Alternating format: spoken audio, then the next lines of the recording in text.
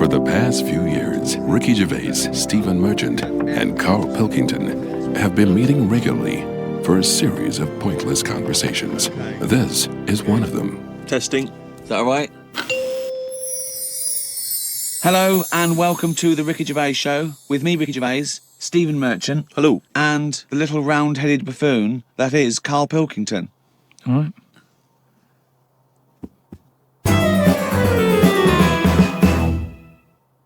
Carl, I've got a couple of little facts for you, just to try and inflame your imagination. Go on. Sharks are immune to cancer. Are they? Yeah. So what? How have they found that out? Well, I don't know, but I've never heard of any fish having cancer though. I haven't heard of a cod being ill. So why are we focusing on that one?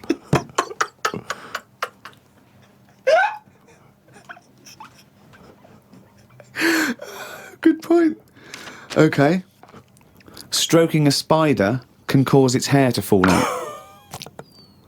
What? Because it doesn't like it and it gets stressed out, or is it just that some people are rubbing too hard? No, I don't think it's they're rubbing too hard. I think it's something to do with it. I mean, what sort of maniac is stroking a spider anyway? My mum did it once. Really? Yeah, not to a spider. Right. It was just a little bee.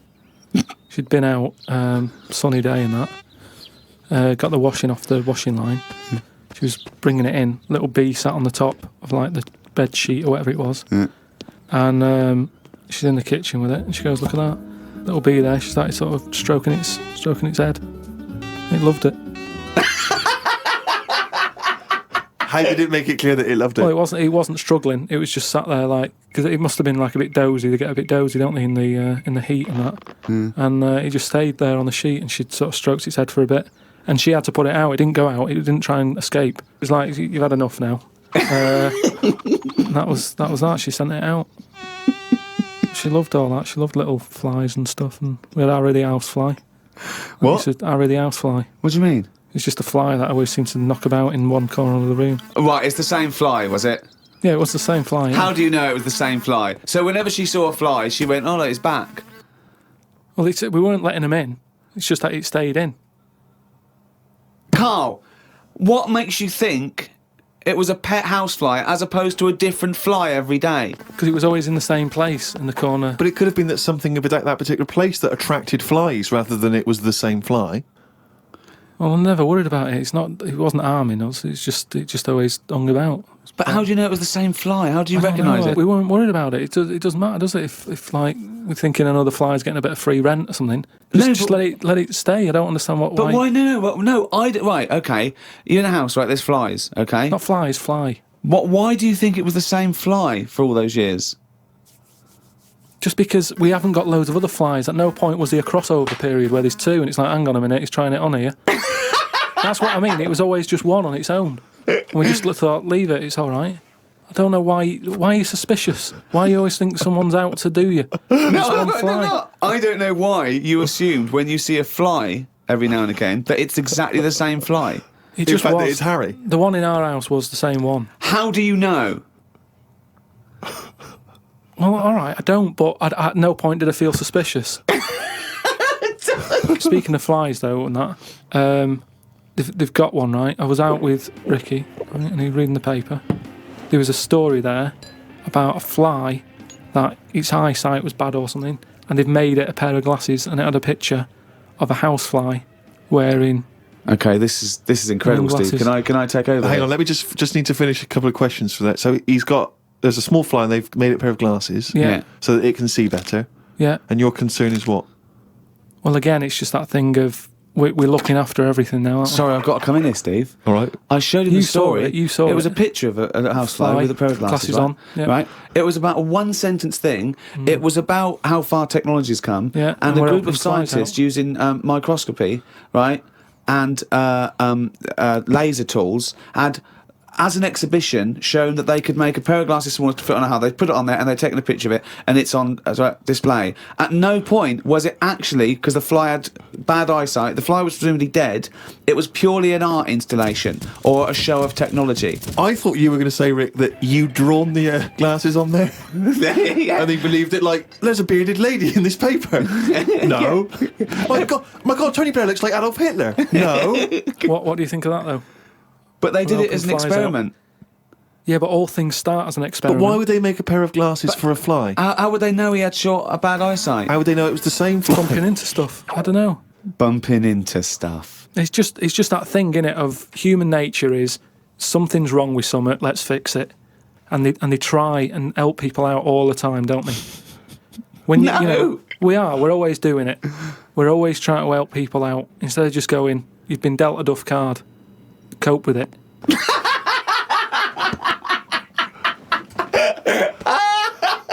Came up with a good idea. We'll be the judge of that. I'll do it now. It's not a good idea. Okay. Okay. I'm sticking my neck out here.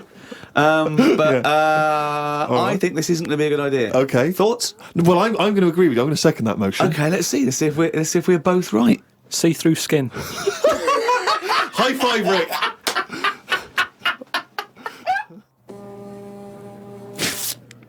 We've had a few emails about the old shows. People came into them late in the season.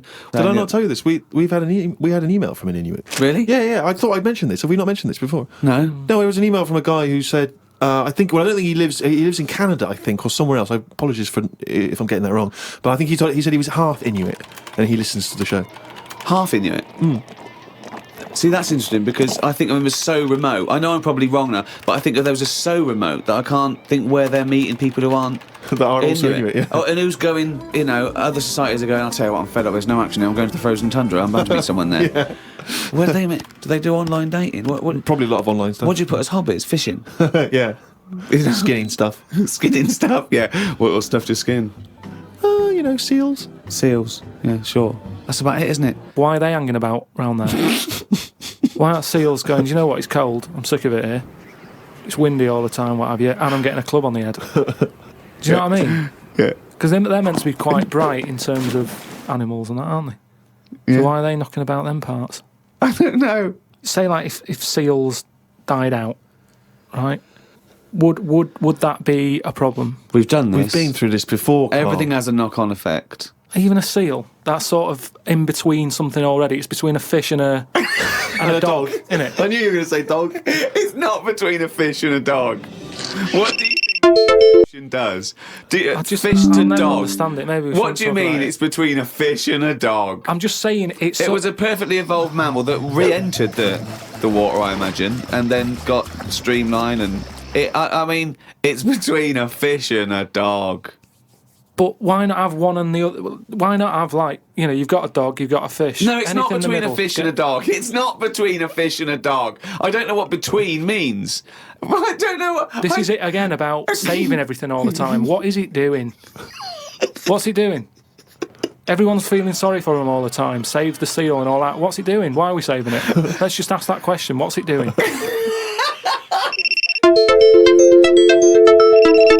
fish and a dog.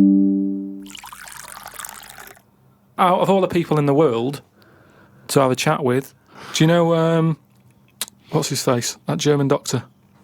Which one? The guy that displays the human body? Guns Traven or something. All right, yeah. Well, I don't. Is he a proper doctor? Because it's just that it's always. I mean, I could cut a body up. I never see him sort of put it back together.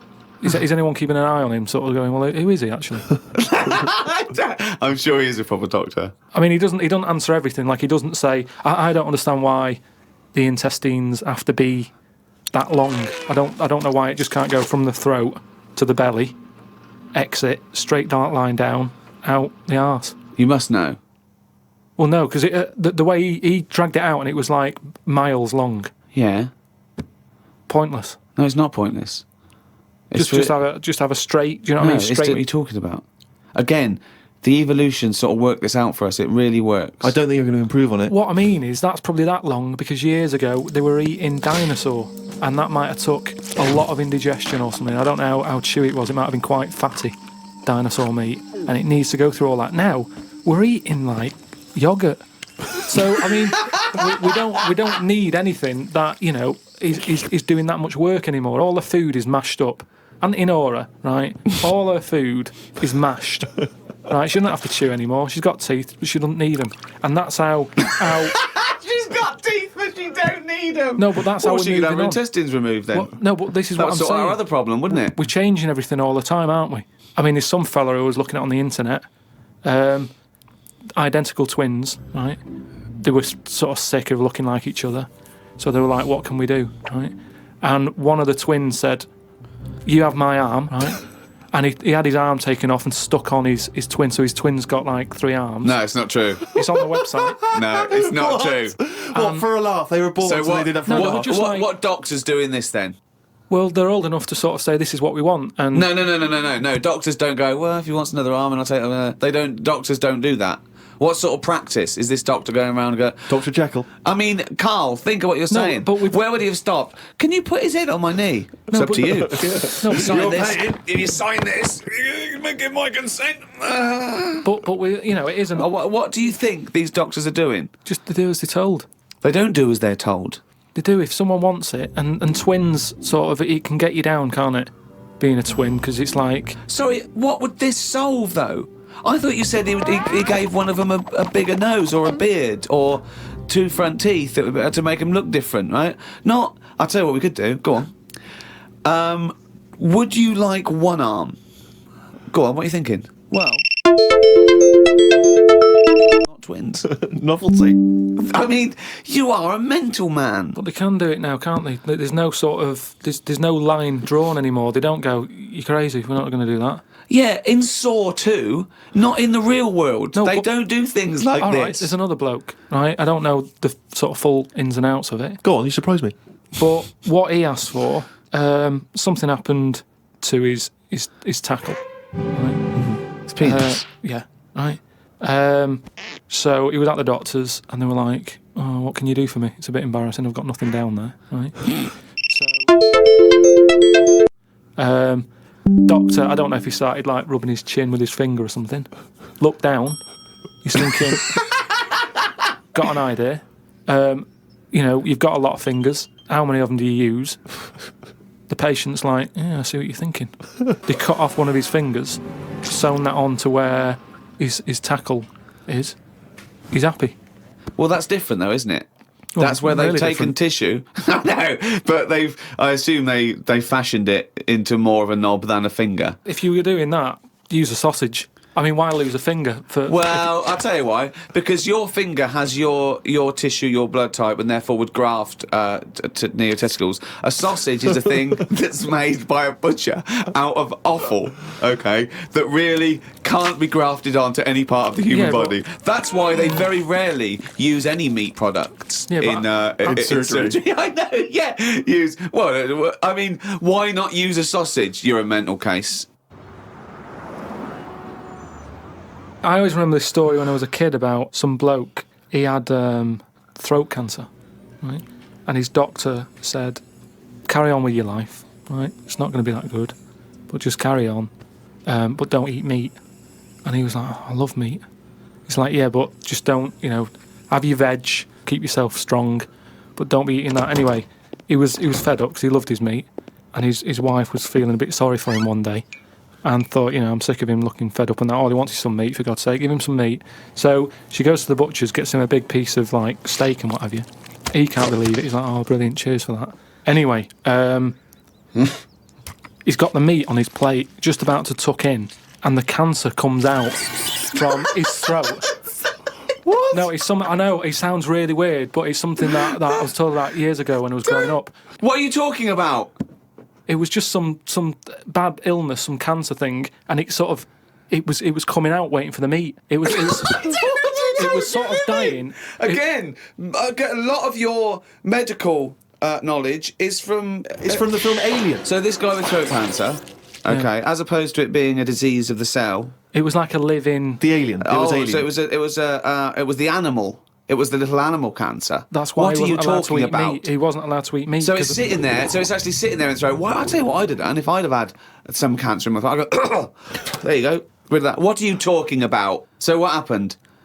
He choked to death on this thing, and the wife was like, "Oh, I shouldn't have given him the meat after all." Just That's listen a to bollock story. It's all. There's loads of weird stuff like that There that is. happens in medical stuff.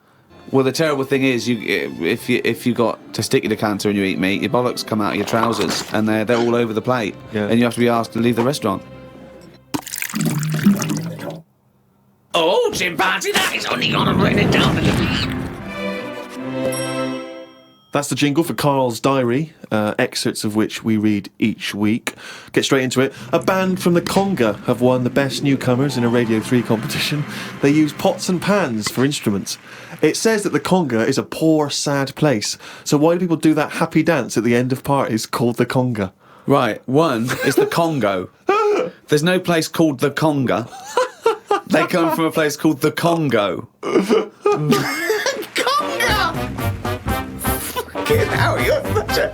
Met Suzanne at Euston Station. I said I would sort out the tea tonight, so I called the curry house. The fella couldn't understand me. I asked for 2 poppadoms. He kept saying, how many? I kept saying 2. He still couldn't understand. I said 1 more than 1. He understood. When we picked up the food and took it home, there were 5 poppadoms in the bag. Oh, God! Oh, God. There is a restaurant somewhere that sells knobs to eat. No, there's not. There is. No, there's not. No, there is. It says that women can't eat too many of them, and if you want a seal's knob for dinner, you have to book in advance. Right, it's gobbledygook. This is the ramblings of a madman again. It's a trend, he writes. It won't last long. It'll be like hummus. Called Ricky and asked what the difference is between the mind and the brain. Yeah, he That's did. a hell of a phone call Yeah, to get. unbelievable. Unbelievable. Ricky did explain, but I can't remember what he said. I wondered at what age you are when the mind kicks in. Okay. Ricky changed the subject and said there is an island called Spider Island. There's nothing but spiders on it.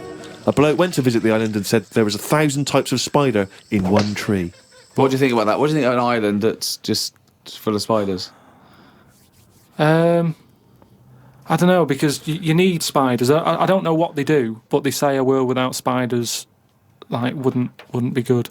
But they sort of do something. There's something about if you did get rid of them all, it would have an effect. Well, of course it would. Get rid of anything, it would have an effect. Not everything though. Like I've said, jellyfish and what have you. Well, no. It's 97% water or something. Yeah. So how much are they doing? Just give them another 3%, make them water. That's more useful. Give them another 3% and make them water. Oh, God. Went into the gadget shop today. It's full of stuff that we don't need. Gadget used to be a good word that made you think of James Bond with all his gadgets. The best thing I could find in the shop was a clock that ran on potatoes.